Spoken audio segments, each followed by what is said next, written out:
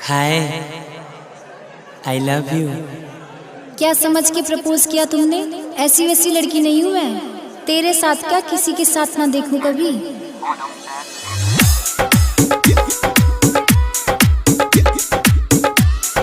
Singing by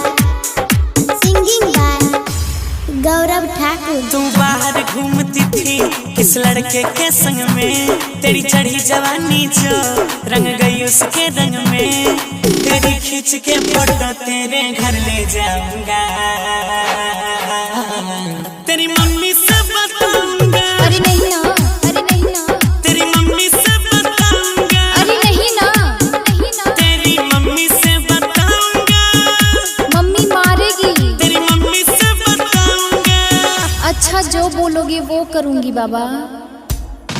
पक्का पक्का पक्का पक्का। मुझे बाबू बोल, हाय मेरे बाबू, सोना बोल, हाय मेरे सोना, लाड लड़ा ले, ओए मेरे लड्डू, प्यार जता ले। ओ ला ला ला मेरे बाबू। विजय श्री डिजिटल ऑडियो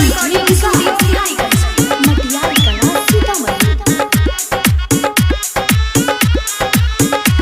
मुझे ऐसा लगता था किसी के हाथ न आएगी, पता नहीं किस चूक के साथ पट जाएगी। तेरा क्या ले रखा है करे मैंने कौन सी खता, पीछा छोड़ने का मेरा क्या लेगा रे बता बता बता।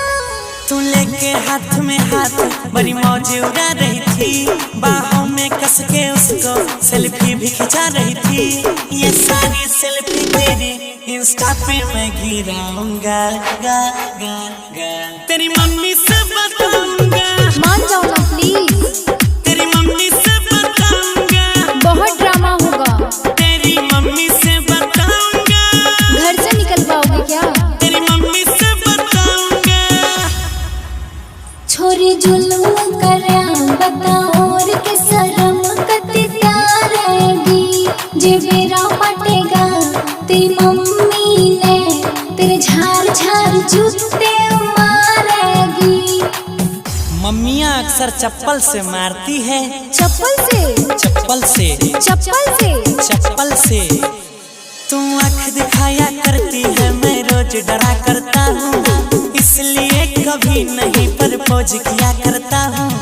तेरे जैसे 70 मेरे आगे पीछे डोलते हैं, कोई कहे मुझे डार्लिंग, कोई लव यू जानू बोलते हैं बोलते हैं बोलते हैं। तेरे बढ़ गए तेरे भावनगर में शोर मच गई थी, मोटरसाइकिल या कार वाले तू सबको जच गई थी।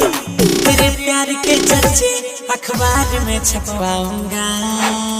नो तेरी मम्मी से बताऊंगा। पागल हो क्या, पागल हो क्या? तेरी मम्मी से बताऊंगा। पिटवाएगा मुझे तू। तेरी मम्मी से बताऊंगा। ना यार ना। तेरी मम्मी से बताऊंगा। क्या चाहता है तू? उसको छोड़ दे, मेरे पे आजा। शकल देखी है अपनी? नहीं, मम्मी को ही बताना पड़ेगा। हाँ शकल देखी है